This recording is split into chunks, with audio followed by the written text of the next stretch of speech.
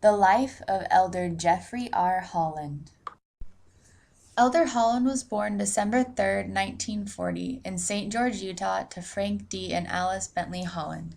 Elder Holland is currently 72 years old.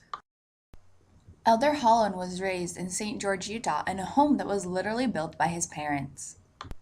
He attended Dixie College in St. George and received his bachelor's and master's degrees in English and religious education, respectively, from BYU. He also obtained Master and Doctor of Philosophy degrees in American Studies from Yale University.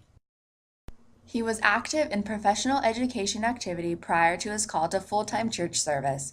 He served as president of the American Association of Presidents of Independent Colleges and Universities. He was on the board of the National Association of Independent Colleges and Universities and as a member of the National Collegiate Athletic Association President's Commission. For his work in improving understanding between Christians and Jews, he was awarded the Torch of Liberty Award by the Anti-Defamation League of B'nai B'rith. He has served on the governing boards of a number of civic and business-related corporations and has received the Distinguished Eagle Scout Award from the Boy Scouts of America. He is the author of 8 books, one of which he co-authored with his wife, Patricia. I remember writing home to my cousin about how I had just met the smartest boy in school, who was also a terrible tease, and even though I couldn't stand him at the time, I had the strangest feeling even then that when I was older I would marry him, Pat Holland. Jeffrey R. Holland and Patricia Holland met in high school. When Patricia moved to St. George, she became a cheerleader for his sports team. As seen from her statement above, Pat knew that Jeff was the one. She further prompted him to go on a mission, something that no one in his family had done. He developed his own desire and soon served. Pat was loyally waiting for him when he came home. After Elder Holland returned from his mission, they were married in the St. George Temple on June 7, 1963. They have now been married for 50 years, and Sister Holland is alive and well as she shows her love and support to Elder Holland as he serves in the church. Elder and Sister Holland are the proud parents of 3 children. Matthew S. Holland, their oldest son, was appointed in 2009 as the president of Utah Valley University in Orem, Utah. Their daughter, Mary Alice, who's a loving mother and wife, and their youngest son, David F. Holland, is a professor at Harvard Divinity School. Their family continues to grow with 12 grandchildren. Some of Elder Holland's other callings are that he taught at various institutions and seminaries, a bishop of a singles ward, in a stake presidency 3 times, a regional representative, a director of the church-wide Melchizedek Priesthood Mutual Improvement Association, a dean of religious education at BYU, a church commissioner of education. He served as 9th president of BYU Provo, a member in the Quorum of the 70, and he currently is a member of the Quorum of the 12 Apostles, which he has been ordained to for 14 years now. Elder Holland served as a faithful missionary in the British Isles mission. He never served as a mission president, but served in many other capacities. Elder Holland served as a mission companion to Elder Cook. As Sister Holland and I recently disembarked at a distant airport, 3 beautiful young women getting off the same flight hurried up to greet us. They identified themselves as members of the church, which wasn't too surprising because those not of our faith usually don't rush up to us in airports. In a conversation we hadn't expected, we soon learned through their tears that all 3 of these women were recently divorced, that in each case their husbands had been unfaithful to them, and in each case the seeds of alienation and transgression had begun with an attraction to pornography. This story, very heart-wrenching, shows how much pornography destroys families, also shows the importance of the family. Satan works hard to destroy the family, and we need to be prepared and strengthen our families to the things that he will throw at us. A quick disclaimer, I do not speak Spanish. Let me say something of the marvelous members of the church themselves. In the reorganization of a rather far-flung stake recently, I felt the Lord's prompting to call a man to the stake presidency, who, I had been told, owned a bicycle but no automobile. Many leaders across the church don't have cars, but I was nevertheless worried about what that might mean for this man in this particular stake. In my terminally ill Spanish, I pursued the interview, then said, "Hermano, ¿no tiene un auto?" With a smile and not a second's hesitation, he replied, "No tengo un auto, pero yo tengo pies, yo tengo fe." I do not have a car, but I do have feet and I do have faith. He then said he could ride the bus. ride his bicycle, or walk, como los misioneros. He smiled like the missionaries, and so he does. I love this story because it shows how dedicated we need and should be. It also reminds me of 1 Nephi 17:3 that tells us that God will make it possible to accomplish all the things that He has commanded us to do. Reading provides a favorite pastime and is closest to a hobby for Jeff Holland. Now, with his time extremely limited, Brother Holland says he agrees with Emerson. Never read a book that is not a year old. Unimpressed by best-selling fiction, he finds his greatest pleasure catching up on a neglected classic chosen from his detailed list of authors he wants to read. Contemporary nonfiction, or perhaps, even more, reading substantial expressions of faith from Christians who have had to come to it the hard way. Writers like St. Augustine, Teresa of Avila, T.S. Eliot, C.S. Lewis, G.K. Chesterton, George MacDonald, Thomas Merton, and Flannery O'Connor, and whatever else he may be reading. The scriptures will get first priority.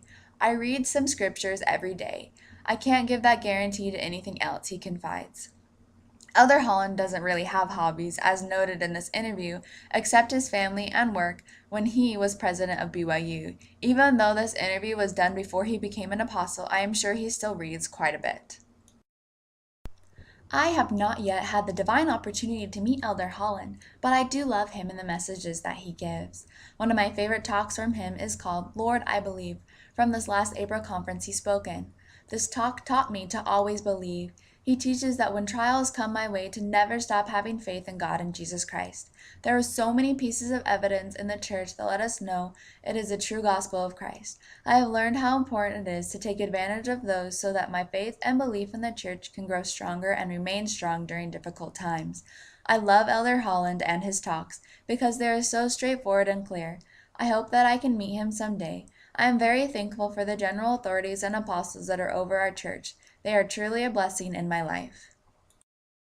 Elder Holland gave a talk about mothers that really inspired me to want to be a better mother, and also reminded me that I am never alone in raising my children. There was a quote in this talk I really loved. Elder Holland said, "The very fact that you have been given such a responsibility is everlasting evidence of the trust your Father in heaven has in you. This gives me hope that, with His help, I can raise my children to be righteous sons and daughters of God. He believes in me and trusts me with His children, and I want to do the best I can at raising them with His help." Elder Holland is such a powerful and inspiring speaker. He stands as a strong witness, and his strength and love just radiates from him as he testifies of God and the gospel. One of the great principles that he has taught us is when he said, "Don't you quit. You keep walking. You keep trying. There is help and happiness ahead. Some blessings come soon, some come late, some don't come until heaven. But for those who embrace the gospel of Jesus Christ, they come. It will be all right in the end. Trust God and believe in good things to come." What a great and powerful lesson that is for all of us, as we can all gain strength and drive from it. Life is hard, and sometimes we don't know if we can get through certain experiences or be patient in hard times.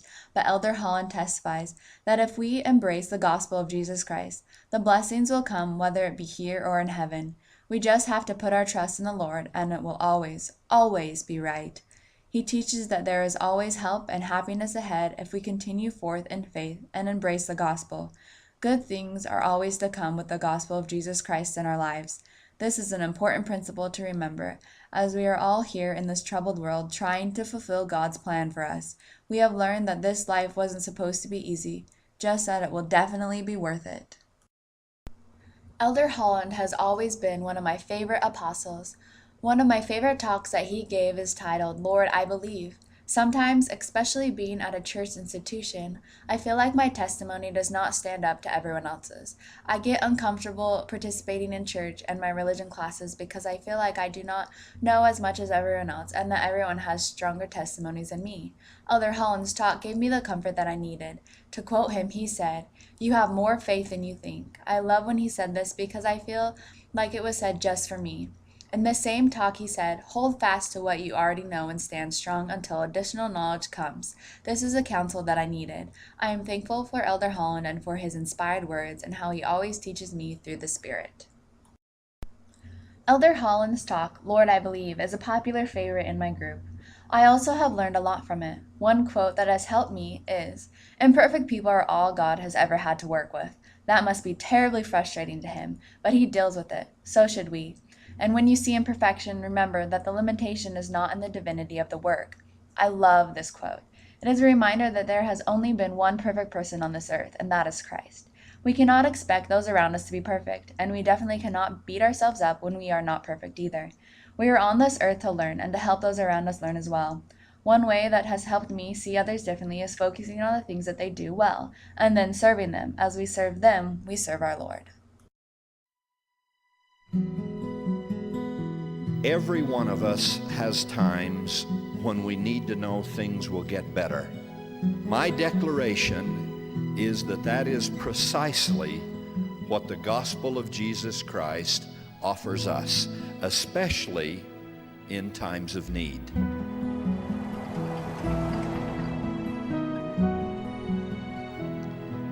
Years ago, last month, a little family set out to cross the United States, every earthly possession they own packed into the smallest trailer available. No money, an old car. They drove exactly 34 miles up the highway, at which point their beleaguered car erupted. The young father surveyed the steam, matched it with his own, then left his trusting wife and 2 innocent children, the youngest just 3 months old, to wait in the car while he walked the 3 miles or so to the southern Utah metropolis of Canaryville. Population then, I suppose, 65. Some water was secured at the edge of town, and a very kind citizen offered a drive back to the stranded family. The car was attended to and slowly, very slowly, driven back to St. George for inspection. After more than 2 hours of checking and rechecking, no immediate problem could be detected, so once again the journey was begun. In exactly the same amount of elapsed time, at exactly the same location, on that highway, with exactly the same pyrotechnics, from under that hood, the car exploded again. Now feeling more foolish than angry, the chagrined young father once more left his trusting loved ones and started the long walk for help once again. This time, the man providing the water said, "Either you or that fellow who looks just like you ought to get a new radiator for that car." He didn't know whether to laugh or to cry at the plight of this young family. "How far have you come?" he said. 34 miles, I answered. "How much farther do you have to go?" 2,600 miles, I said. "Well, you might make that trip, and your wife and those 2 little kiddies might make that trip, but none of you are going to make that trip in that car." He proved to be prophetic on all counts. Just 2 weeks ago, I drove by that exact spot for just an instant.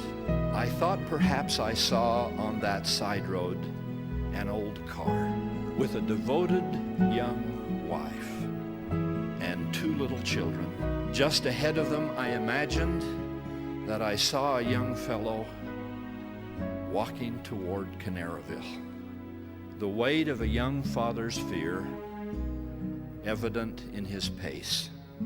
In that imaginary instant, I couldn't help calling out to him, "Don't you quit. You keep walking. You keep trying. There is help and happiness ahead. Some blessings come soon. Some come late. And some don't come till heaven. But for those who embrace the gospel of Jesus Christ, they come. It will be all right in the end. Trust God and believe in good things to come.